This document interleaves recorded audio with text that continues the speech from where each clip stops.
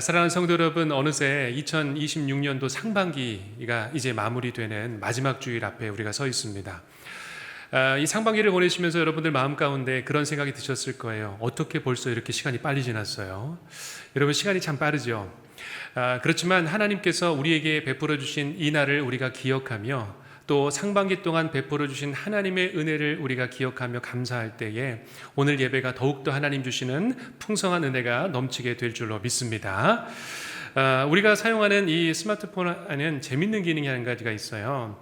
여러분들이 이제 사진을 요즘 찍으시잖아요. 꽃 사진도 찍으시고 음식 사진도 찍으시고 어디에 가면은 그 관련된 기념 사진들을 이렇게 남겨 놓으시게 되는데, 이제 그러다 보면 휴대폰에서 알람이 뜹니다. 1년 동안 내가 방문했던 곳, 그리고 내가 먹었던 음식, 이런 카테고리로 이런 주제를 가지고 그 앨범에서 스마트폰이 자동적으로 그 영상을 만들어주는 기능이 있어요. 그래서 저도 이제 제 앨범을 딱 들어갔더니 당신의 아름다운 추억이라면서 제가 사람들과 함께 찍었던 내용이 이렇게 뜨더라고요. 제가 일부러 이렇게 처리를 했습니다. 자세히 안 보이라고. 저에 관련된 사진들인데요. 대부분 아마 제 얼굴들이 제 안에 있을 겁니다. 여러분, 우리가 까맣게 잊고 있었던 순간들이 이렇게 앨범의 팝업 창을 통해서 이런 일이 있었구나, 또 이런 음식을 먹었고 또 내가 이런 곳을 방문했구나라는 것을 깨닫게 됩니다. 우리는 그동안 잊고 살았는데 그것을 통해서 기억장치가 살아나게 되었다는 것이죠. 예전에 한 권사님께 그 간증을 한 가지를 들은 것이 있습니다. 이 권사님께서 남편분이 조금 어려운 병을 얻으셔서 이제 수술을 앞두고 계셨던 거예요. 너무나 간절한 나머지 하나님 앞에 서원 기도를 하셨대요. 하나님, 살려만 주시면, 우리 남편 살려만 주시면 제가 하나님 앞에 정말 헌신하겠습니다. 남편도 잘 섬기겠습니다 라고 기도를 하셨습니다. 너무나 감사하게 하나님께서 그 기도에 응답해 주셨고 병을 치유받고 회복하셔서 건강하게 지내셨던 것이죠. 그런데 말입니다, 2달이 지났습니다. 예전에는 남편이 살아만 있어도 감사했는데 2달이 지나니까 어떤 마음으로 바뀌었을까요? 남편이 양말을 벗어놓은 게 마음에 안 들기 시작하는 거예요. 예전의 습관들이 보니까 그대로 남아있잖아요. 변한 게 없잖아요. 그것이, 죄송합니다, 꼴배기가 싫어진 거예요.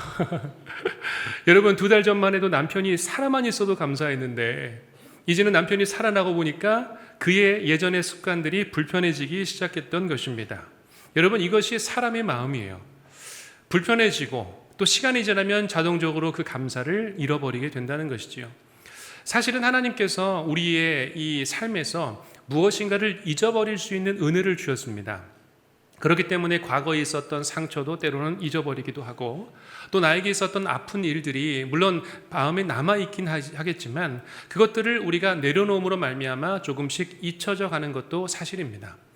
그런데 중요한 것은 우리가 하나님의 역사를 잊어버리는 데 문제가 있다는 거예요.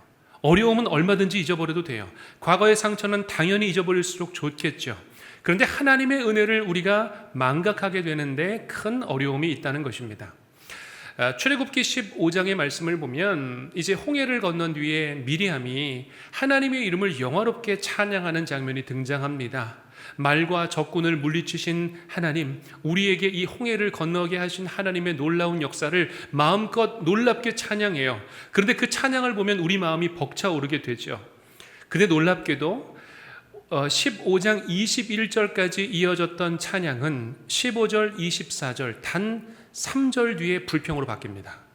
즉 3일의 시간들이 흐른 뒤에 그들은 마실 물이 없기 때문에, 먹을 물이 없기 때문에 하나님 앞에 불평하는 일이 일어나게 된다는 것이죠. 그들의 감사는 3일을 넘기지를 못한 것이었습니다. 여러분, 지금 이것이 바로 우리의 삶의 모습 아니겠습니까? 하나님이 분명히 은혜를 주셨어요. 그런데 그 은혜를 잊어버리는 속도가 너무 빠른 거예요. 그래서 오늘 이 시인 다윗은 이 시편 103편의 말씀을 통해서 우리에게 하나님의 은혜를 계속해서 기억하라라고 말씀합니다. 은혜의 선포를 하고 있어요. 자, 오늘 말씀을 통해서 우리가 다시 한번 하나님의 은혜를 기억하고 감사하는 복된 시간이 되시기를 축복합니다. 자, 그렇다면 1절과 2절 말씀 우리 같이 함께 봉독하겠습니다. 내 영혼아 여호와를 송축하라. 내 속에 있는 것들아 다 그의 거룩한 이름을 송축하라. 내 영혼아 여호와를 송축하며 그의 모든 은택을 잊지 말지어다. 아멘. 자, 지금 다윗은 누구에게 이 이야기를 선포하고 있습니까? 백성들에게, 이 시를 듣는 사람들에게 이 말씀을 선포하는 것이 아니라 바로 내 영혼에게 선포하는 거예요. 내 영혼아 여호와를 송축하라. 내 속에 있는 것들아 주의 이름을, 거룩한 이름을 송축하라. 그러면서 자신을 향해서 계속해서 명령을 하고 있습니다. 왜 그러냐면 지금 다윗도 정신을 빼앗기고 있는 거예요. 다윗 정신 차려. 다윗 정신 차려. 그러면서 내 영혼을 향해서 끊임없이 주님을 바라보고 주님을 송축하라는 믿음의 선포를 하고 있다는 것이죠. 여러분, 왜 이토록 강한 어조가 다윗에게는 필요했던 것일까요? 마틴 로이드 목사님께서는 이 영적 침체라는 책에서 이렇게 말씀하십니다. 우리의 삶의 불행 중 대부분은 우리가 우리 자신에게 말하기보다 우리 자신의 내면의 소리를 듣기 때문에 발생합니다. 우리가 가만히 있으면 자아는 끊임없이 우울한 소리, 불평의 소리, 두려움의 소리를 들려줍니다. 이것이 바로 우리 영혼의 모습이라는 것이죠. 다윗은 이 부정적인 소리에 귀를 닫습니다. 그리고 내 영혼을 향해서 계속해서 믿음의 선포를 하고 있다는 것이죠. 그것이 오늘 다윗의 믿음이었습니다. 여기서 다윗이 잊지 말라고 한 그 귀한 은택이라는 것은 계물이라는 단어가 쓰여져 있는데, 이것은 받을 만한 자격이 없는 사람들이 하나님의 넘치는 은혜와 선물을 받은 것을 의미하는 것이죠. 자, 그렇다면 오늘 다윗이 구체적으로 하나님의 은택을 어떻게 받았는지 세 가지를 통해서 그 은택을 살펴보고자 합니다. 첫 번째는 다윗은 죄 사함의 은택을 받았습니다. 그가 내 모든 죄악을 사해 주셨다는 믿음의 선포를 하고 있죠. 자, 오늘 다윗은 사실은 수많은 하나님의 은택을 받은 사람입니다. 그는 광야의 시절을 보냈고 또 하나님께서 그를 광야의 시절을 넘어서서 왕까지 세워주셨어요. 그리고 수많은 전쟁 가운데 승리를 베풀어 주셨습니다. 여러분, 엄청난 사건들 아닌가요? 다윗이 가장 먼저 하나님의 은택을 찬양해야 될 첫 번째 제목은 사실은 나를 왕으로 만들어 주신 것을 감사하고 나에게 승리를 주신 것을 먼저 감사해야 될지도 모릅니다. 그런데 오늘 다윗의 은택을 보세요. 전혀 다른 이야기를 하고 있습니다. 바로 자신의 죄악을 사해 주신 하나님의 은혜를 가장 먼저 찬양하고 있다는 것이지요. 다윗이 이 시편 32편의 말씀을 보면 이렇게 말씀합니다. 내가 입을 열지 아니할 때에 종일 신음함으로 내 뼈가 쇠하였도다. 주의 손이 주야로 나를 누르시오니 내 진액이 빠져서 여름 가뭄의 마름같이 되었나이다 라고 말합니다. 즉 다윗은 이 밧세바와 그 엄청난 실수를 하면서 또한 자신의 충실한 충신이었던 우리아를 죽이게 되는 안타까운 일을 벌이게 됩니다. 자신은 늘 죄악 가운데 쌓여져 있었어요. 잠이 오지 않았습니다. 먹는 것도 먹는 것이 아니었어요. 그 죄악에 짓눌려서 내 뼈가 쇠하여서 진액이 흘러나오는 고통 가운데 있었던 것을 보게 됩니다. 그때 하나님이 다윗을 만나 주셨고 다윗을 용서해 주셨습니다. 그를 구원해 주신 거예요. 그러자 다윗은 참된 자유와 해방을 얻게 되었고 자신의 영혼이 살아나는 놀라운 역사를 경험하게 되었다는 것이죠. 여러분, 우리가 하나님과의 관계가 막혀 있을 때에 바로 그것은 우리의 영혼의 죽음을 의미하는 것과도 같습니다. 그러나 우리가 하나님 안에서 하나님께서 나의 죄악을 사해 주셨다는 그 믿음의 선포가 우리 가운데 있을 때에 우리 영혼은 살아나게 되는 줄로 믿습니다. 오늘 다윗은 그것을 선포했던 거예요. 다른 어떤 것보다도 나를 구원해 주신 그 하나님의 구원의 역사가 가장 귀하다. 사랑하는 여러분, 이것이 여러분의 첫 번째의 기도와 감사의 제목이 되시기를 축복합니다. 자, 오늘 두 번째로 다윗은 병고침의 은택을 이렇게 선포했습니다. 내 모든 병을 고쳐주시며 라고 선포합니다. 여러분, 사람은 아프지 않을 때는 이것이 얼마나 큰 은혜인지는 모릅니다. 제가 최근에 한 분의 병문안 신방을 갔다 오게 되었는데요. 마침 이렇게 이 링겔을 꼽으시고 이렇게 이동하는 그런 상황이었습니다. 그래서 막 화장실에서 다녀오신 상태에서 제가 그분을 만나게 된 거예요. 링겔을 꽂고 있었으니 얼마나 불편했을까요? 화장실을 다녀오시는 게 너무 불편하셨던 거예요. 그러면서 저에게 목사님, 제가 화장실을 편하게 다녀올 수 있는 게 이렇게 큰 은혜인지 몰랐어요. 저한테 그렇게 말씀하시더라고요. 그러면서 잠은 잘 주무세요? 라고 여쭤봤더니 아유 목사님 잠 잘 못 자요. 6명이나 되는 방에 있다 보니까 막 부시럭거리기도 하고 뭐 기침 소리도 계속 나고 잠자리 침대도 바뀌니까 잠을 계속 못 주무시고 계시는 거예요. 그때 얼굴이 수축해지셨더라고요. 그러면서 목사님, 제가 편안한 가정에서 내 침대에서 잠을 잘 수 있는 것이 이렇게 행복한 일인지를 몰랐습니다 라고 말씀하시더라고요. 여러분, 이것이 바로 하나님의 은혜예요. 여러분이 오늘 이 자리에 두 발을 딛고 하나님 앞에 예배할 수 있다는 것 자체가 주님의 크신 은총인 줄로 믿습니다. 우리는 그것을 은혜라고 생각 안 해요. 일상이 감사하고 일상이 행복이고 하나님이 주신 그 하루하루가 얼마나 큰 축복인지를 깨닫는 자체가 하나님의 큰 은택인 줄로 믿습니다. 자, 세 번째, 하나님께서는 파멸에서 구속을 해 주셨습니다. 4절의 말씀은 이렇게 이야기를 합니다. 내 생명을 파멸에서 속량하시고 인자와 긍휼로 관을 씌우시며 라고 말합니다. 이 파멸이라는 단어는 이 원어로 샤트라는 단어가 쓰여져 있는데 깊은 구덩이를 의미합니다. 바로 파멸의 구덩이 가운데 깊이 들어가게 됐어요. 그런데 하나님께서 속량하셨다는 것은 무엇이냐면 그 깊은 구덩이 가운데 있는 우리에게 하나님께서 생명의 밧줄을 던져주신 거예요. 그러면서 그것을 붙잡고 올라올 수 있도록 위에서 우리를 끌어당기고 계신다는 것입니다. 그런데 하나님의 은혜는 여기서 끝난 것이 아니라 인자와 긍휼로 우리에게 관까지 씌워주시는 거예요. 너의 신분이 바뀌었다. 너의 모든 상황들이 바뀌었다. 우리에게 주님의 인자와 관의 그 옷을 씌워주시고 입혀주시는 것. 여러분, 이것이 바로 하나님의 은택이라고 말씀합니다. 여러분, 그러므로 우리는 다시 한번 깨닫는 것은 무엇이냐면 감사라는 것은 상황이 아닙니다. 감사는 감정도 아닙니다. 감사는 바로 하나님 앞에 드리는 우리의 해석입니다. 해석. 여러분, 합력하여 선을 이룬다는 것이 무엇일까요? 그것이 깨달아지기 시작하는 것이죠. 그것이 우리의 마음 가운데 이것이 하나님의 뜻이었구나 해석되기 시작하는 거예요. 감사라는 것은 해석을 잘할수록 하나님의 은혜를, 그 선하심을 깨달으면 깨달을수록 깊어지는 겁니다. 그런데 여러분, 똑같은 상황을 놓고도 어떤 사람은 감사가 없어요. 분명히 이것은 충분히 감사할 것인데 감사가 찾아오지 않아요. 왜 그럴까요? 그것을 해석해낼 능력이 없기 때문에 그렇습니다. 그러므로 여러분, 우리는 하나님 앞에 이 해석의 능력을 달라고 기도해야 되는 것이 중요한 것이죠. 신명기 8장에 보면 이 인간의 교만함에 대해서 하나님 이렇게 말씀하세요. 내 능력과 내 손의 힘으로 내가 이 재물을 얻었다 함이라. 인간은 늘 내가 이걸 이루었다는 거예요. 물론 인간의 노력이 있었겠죠. 왜 최선을 다하지 않았겠습니까? 수고가 있었죠. 애씀도 있었습니다. 그런데 시간이 지나고 나면 인간은 자연스럽게 이것이 내가 수고하고 노력했기 때문에 이루어진 것이다라는 착각이 찾아옵니다. 사단은 늘 그것을 이용하는 것이죠.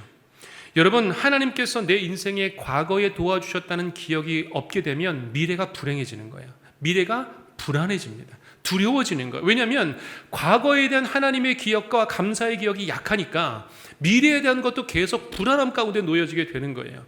그런데 하나님에 대한 과거의 이 감사와 기억이 견고한 분들은요, 미래에 대한 소망이 찾아오는 거예요. 어려움이 찾아와도 하나님이 이것을 반드시 해결해 주실 것을 믿음으로 바라보기 때문에 그것이 바로 하나님 안에서 승리로 우리에게 부어지는 것이죠.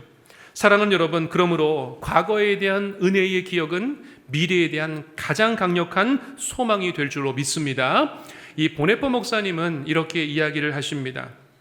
평범한 일상 속에서 우리는 우리가 주는 것보다 훨씬 더 많은 것을 받고 있다는 사실을 거의 깨닫지 못합니다. 오직 감사를 통해서만 삶은 진정으로 풍요로워집니다 라고 고백합니다. 여러분, 이 보네포 목사님은 감옥에서 죽음을 맞이하였습니다. 이분이 이 내용을 쓴 것이 바로 감옥에서 일어났던 일입니다. 상황이 감사가 아니었죠. 그에게는 얼마나 감사가 귀한 것인지를 피부로 깨닫게 되었던 것입니다. 여러분, 우리가 하나님 앞에 무엇인가를 많이 드린다라고 생각하시지요? 왜 없겠습니까? 하나님 앞에 예배하고 때로는 물질도 드리고 또 각자의 자리에서 또 수고하고 헌신하시는 분들이 많이 계십니다. 그런데 여러분, 한번 잘 생각해 보세요. 여러분이 수고하고 헌신하는 것, 그것보다 넘치게 하나님이 얼마나 많은 것을 부어주고 계시나요? 내가 하나님 앞에 드리는 것은 사실 굉장히 작은 것이지만 하나님은 여러분에게 풍성하고 놀라운 은혜를 이미 베풀어 주시는 줄로 믿습니다. 여러분, 우리 아이들 때는요, 아이들은 부모의 감사를 몰라요. 맞죠? 아이들 때 어떻게 부모에게 감사함을 알겠습니까? 부모가 돼봐야 알죠.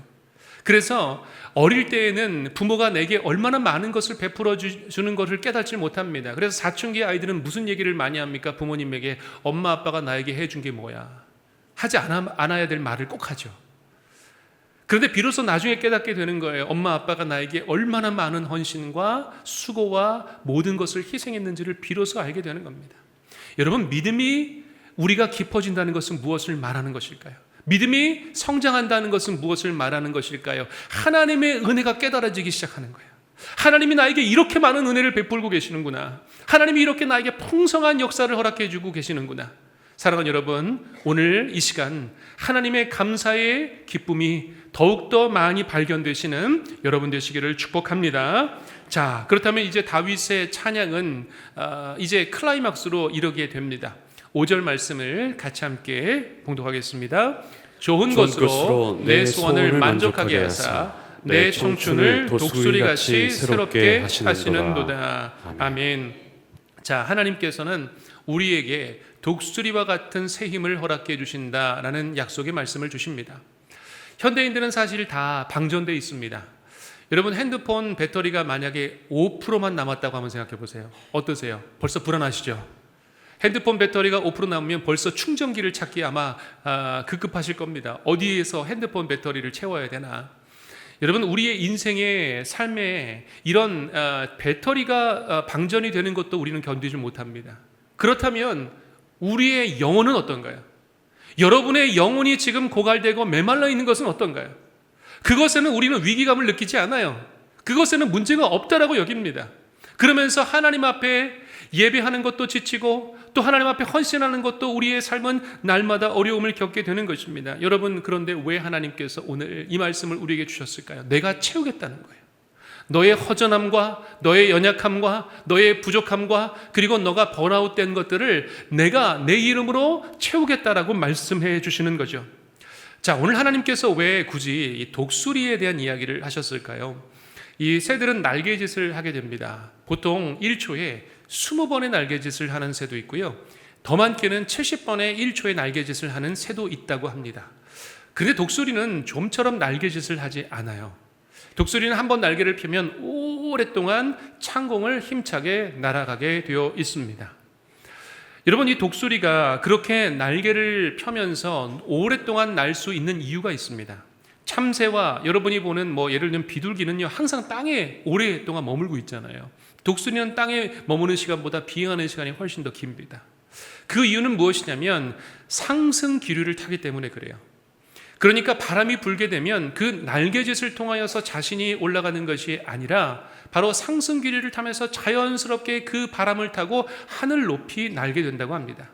더군다나 놀라운 것은 폭풍우가 불게 되면 그 폭풍 바람을 더욱더 세게 맞아서 더 높은 창공으로 올라가는 것이 바로 독수리의 날개짓입니다. 여러분, 몇 년 전에 한 야생 작가가 아주 재밌는 사진을 찍게 되었는데요. 바로 이런 사진입니다. 독수리 위에 뭐가 얹어 있죠? 네, 까마귀가 얹어 있습니다. 저는 이 사진을 보면서 야, 까마귀 진짜 지혜롭다. 본인이 날개짓 안 해요. 독수리 위에 탁 몰래 앉아가지고 그 날개 위에 자신은 앉아 있는 것을 보게 됩니다. 저는 이 사진을 보면서 깨달았어요. 아, 우리의 신앙의 원리가 이것이구나. 주님의 날개 그늘 밑에 우리가 거한다는 것이 이런 의미겠구나. 여러분, 놀라운 것은 무엇이냐면 신명기 32장 11절의 말씀에 이것을 비유하는 말씀이 있다는 거예요. 자, 같이 한번 이 말씀 읽어보겠습니다. 마치 독수리가 자기의 보금자리를 어지럽게 하며 자기의 새끼 위에 너풀거리며 그의 날개를 펴서 새끼를 받으며 그의 날개 위에 그것을 엎는 것 같이. 아멘. 여러분 보세요. 독수리처럼 하나님이 우리를 어떻게 하신다고요?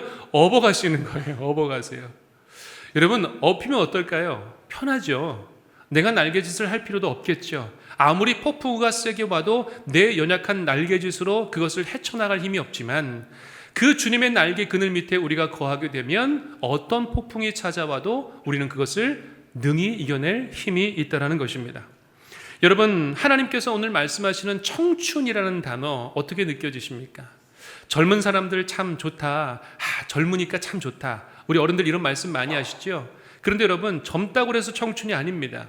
젊어도 마음 가운데 늘 우울하고 어려운 사람들은 그 마음 가운데 청춘을 보내고 있지 못하는 겁니다.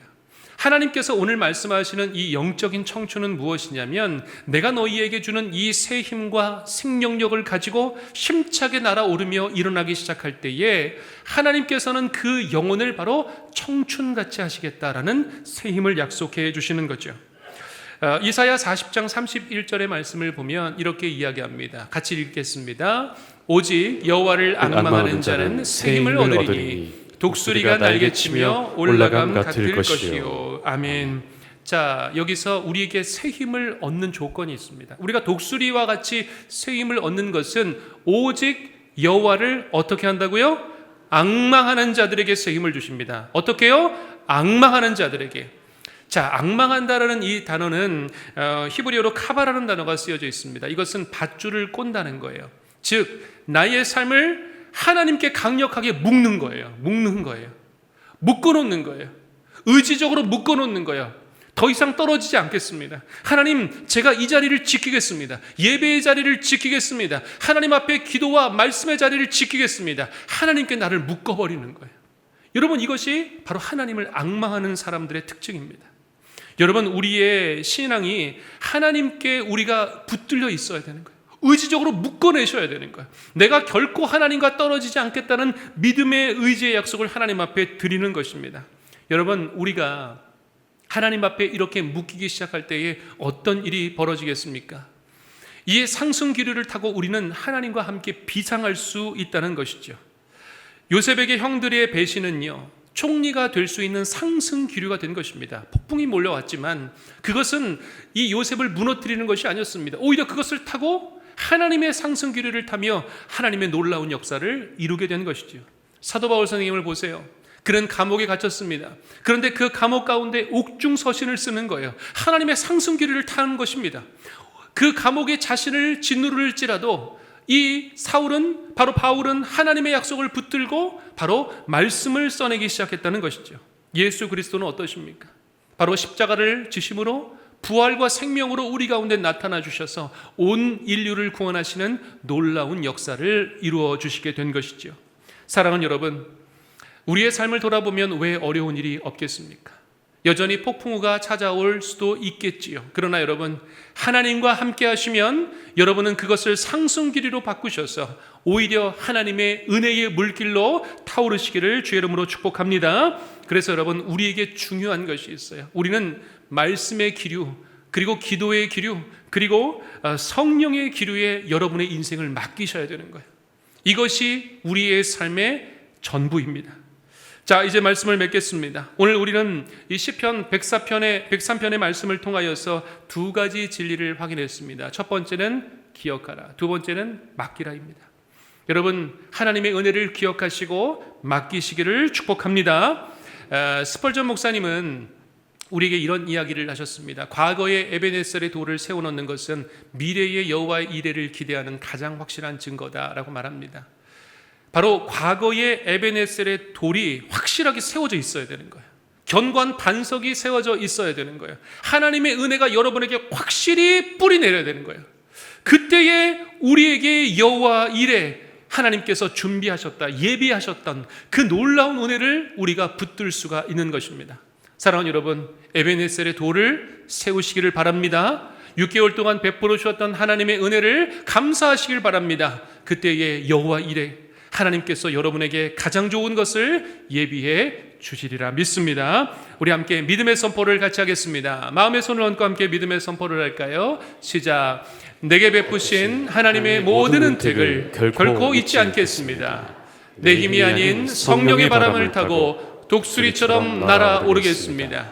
나의 하반기는 하나님이 주시는 가장 좋은 것으로 채워질 것을 확신합니다. 아멘. 할렐루야. 주님께 영광의 박수 올려드리겠습니다. 아멘. 사랑하는 여러분, 은혜의 상승 기류를 타시고 힘차게 비상하시는 여러분 되시기를 주의 이름으로 축원드립니다. 기도하겠습니다. 사랑과 은혜가 풍성하신 아버지 하나님, 우리는 받은 은혜를 너무나 쉽게 잊어버리는 연약한 존재임을 고백합니다. 우리의 모든 죄와 허물을 용서하시고 위기의 순간마다 붙들어 주신 하나님의 은혜, 그 모든 하나님의 은택을 잊지 않게 하여 주옵소서. 그리하여 나의 영혼을 깨워 내 영혼아 여호와를 송축하라. 믿음의 선포를 드리는 우리 모든 인생 되게 인도하여 주옵소서. 그리하여서 우리의 삶이 독수리가 날아오르듯 새 힘과 새 능력을 힘입고 하반기를 더욱더 힘있게 살아가게 하시고 하나님 주시는 좋은 것으로 만족하게 하시는 놀라운 역사를 덧입혀 주옵소서. 예수 그리스도의 이름으로 기도하옵나이다. 아멘.